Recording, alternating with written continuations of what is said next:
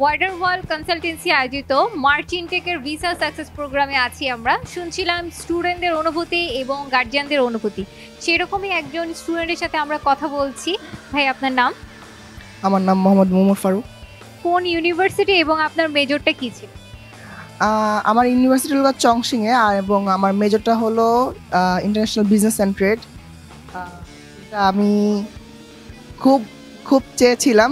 বিগত আমার ছোটবেলা থেকে আমার খুব ইচ্ছা ছিল যে আমি এরকম একটা পড়াশোনা করব, যেই পড়াশোনার মাধ্যমে আমি আমার লাইফ ক্যারিয়ার, আমার ভবিষ্যৎকে আমি সুন্দরভাবে গড়ে নিব। এজন্য এই সাবজেক্টটা আমার চুজ করা। আমাদের সাথে কানেক্টেড হয়েছেন কিভাবে?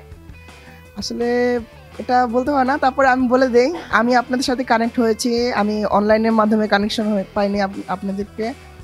আমি মেনলি কানেক্টিভিটি আপনাদেরকে পেয়েছি, মূলত আপনাদের সুনাম, আপনাদের অর্জন, আপনারা যেভাবে আপনারা নিজেদের নামটা সুনাম করছেন এবং অন্যান্য লোকজনের মুখে মুখে এনেছেন, সেটারই জন্যে আমার 3-4 জন ভাইয়া প্লাস আমাদের অফিসের কিছু মেম্বার আমাদের বলছিল যে তুমি এই জায়গায় যাও, WWC ওয়ার্ল্ড ওয়াইড কনসালটেন্সি, এইটাখানে যাও, রাইট, এখানে যাও। তো তোমার যে ভিশন আছে, তোমার যে প্ল্যান আছে, এটাকে তুমি সাকসেস করতে পারবে। সো আপনার কি মনে হয় আপনার যে প্ল্যানটা ছিল সেটা কি আসলে সাকসেসফুল হচ্ছে আমাদের মাধ্যমে? ইনশাল্লাহ আমি বলতে পারি ইয়েস, সাকসেসফুল হচ্ছে এবং আমি আগাচ্ছি, সবাই দোয়া করবেন। অবশ্যই ভাই।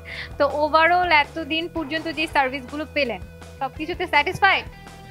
হ্যাঁ, সব কিছুতে স্যাটিসফাই। আরও স্যাটিসফাই হয়েছে যে আজকে যেই ইভেন্টটা বানিয়েছেন আপনারা, এটার জন্য আমি অনেক খুশি এবং আমি অনেক আপ্লুত আমার বুক থেকে। কারণ হলো এরকম একটা মুভমেন্ট, এরকম একটা ইভেন্ট কখনো সচরাচর দেখা যায় না এবং পাওয়া যায় না। যে কারণে ইভেন্টটা আপনারা দিয়েছেন, মূলত আপনারা জানান দেওয়ার জন্য ইভেন্টটা ডেকেছেন যে আমরা এখানে আছি, আমরা স্টুডেন্টকে চায়না পাঠাচ্ছি। এজন্য আমি অনেক খুশি হয়েছি আপনার।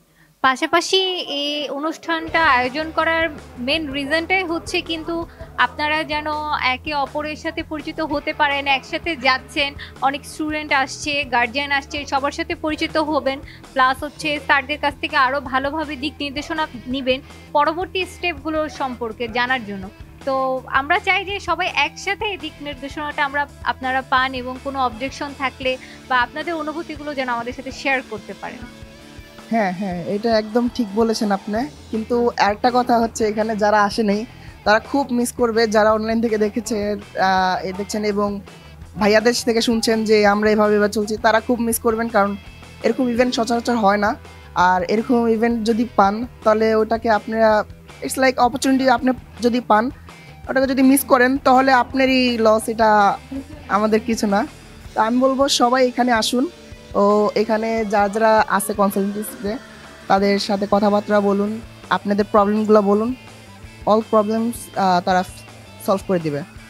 মানে চায়নাতে যাওয়ার ক্ষেত্রে যে গাইডলাইনগুলো থাকবে, আশা করি আমাদের মাধ্যমে যদি কথা বলে বিষয়গুলো সম্পর্কে ক্লিয়ার একটা কনসেপ্ট হবে এবং তারা একটা সঠিক সিদ্ধান্ত নিতে পারবে, তাই তো? রাইট, একদম ক্লিয়ার সলিউশন নিতে পারবে এখান থেকে। ওকে ভাইয়া, আমাদের পাশে থাকার জন্য এবং আমাদের ভরসা করার জন্য অনেক অনেক ধন্যবাদ।